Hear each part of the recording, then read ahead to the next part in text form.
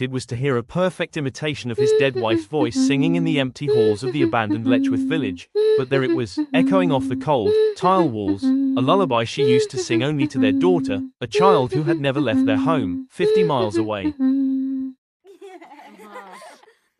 Liam Carter was a structural historian, a man who believed in the solid, tangible truth of brick and mortar, of load-bearing walls and documented blueprints. His current project was a preliminary survey of Letchworth Village in Thiels, New York, a sprawling, decaying complex infamous for its grim history as a state-run institution for the mentally and physically disabled. The stories of neglect and suffering were etched into the very plaster, but Liam saw only architecture. He was there to assess stability, not ghosts. His partner, Ben, a folklorist with a taste for the macabre, saw it differently. They didn't just suffer here, Ben said, his breath fogging in the frigid October air as they stood before the looming, Gothic facade of the infant hospital.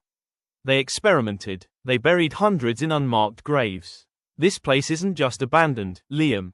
It's angry, Liam scoffed, adjusting his hard hat. It's concrete and rot, Ben. Let's just get the floor plans for the main hall and go. I want to be back before dark. But dark comes early in October. As they moved through the labyrinthine corridors, their flashlights cut beams through dust so thick it seemed to swallow sound. Ben lagged behind, photographing peeling murals of cartoon characters, their smiles now twisted and sinister. Liam pressed on, his tape measure clicking in the silence. It was as he entered a long, tiled hallway, once a ward, that the temperature plummeted. His own breath plumed violently. A draft, he reasoned, from a broken window. Then he heard it, faint at first, a hum that resolved into a melody. Hush, my darling, don't you cry. Mama's here, beneath the sky, asterisk. Liam froze. The blood in his veins turned to ice. It was Eva's voice, not just similar, asterisk exact. The soft, slightly off-key cadence, the way she elongated sky into sky. She'd sung that lullaby every night to their daughter, Sophie, until the car accident 2 years ago that took Eva's life. No recording existed. Sophie, now living with Eva's sister, was the only other soul who knew it. Ben, Liam called out, his voice trembling. This isn't funny. No answer. The singing grew clearer, sweeter, coming from a doorway at the end of the hall. It was a doorway marked, by faded stencil, asterisk isolation asterisk. Logic screamed at him to run, but a deeper, visceral need pulled him forward. What if? The impossible, foolish thought took root. What if some part of her was here? He had to see. He pushed the heavy metal door. It opened with a scream of rust. The room was small, empty save for a rusted bed frame and a broken chair. The singing stopped. The silence was worse. Eva, he whispered. A whisper came back, not from the room, but from the hall behind him.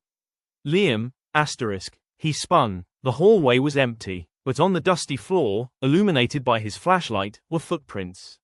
Small, barefoot, child-sized prints that hadn't been there moments ago. They led away, around the corner. Madness had him now. He followed, his professional detachment utterly shattered. The footprints led him down a stairwell into a basement area, the old boiler room. The air was thick with the smell of damp earth and something else, a coppery tang. In the center of the room was a large, old-fashioned furnace, its door hanging open like a slack jaw.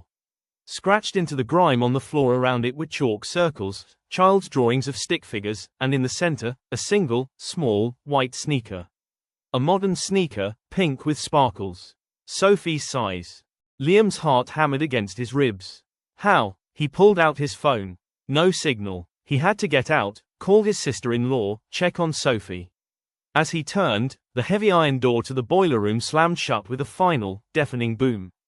He was trapped. He threw himself against it, but it wouldn't budge. The singing started again, but now it was different. It was no longer just Eva's voice.